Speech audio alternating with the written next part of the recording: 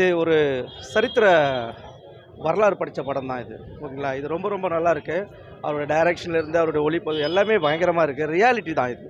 ரியாலிட்டினா தமிழருடைய பூர்வீகத்தை முன்னாடி நம்ம எப்படி இருந்தோம், எப்படி வாழ்ந்தோம், நம்ம முன்னோர்கள் எப்படி இருந்தாங்க, அதை கண்ணுக்கு முன்னாடி கொண்டு வந்துட்டார்.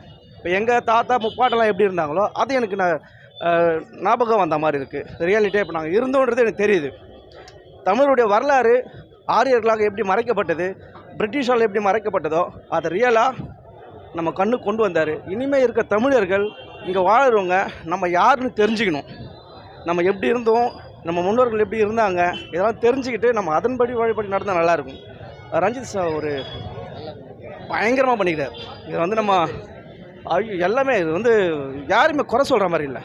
இது எப்படின்னா சில விஷயங்களை வந்து நம்ம ஸ்டுடியோவில் பண்ணுவாங்க, இது வந்து ரியாலிட்டியாக அந்த இது கூட சொல்லியிருந்தாங்க. வாய்ஸ் இதெல்லாம் வந்து அங்கேயே பண்ணாங்க.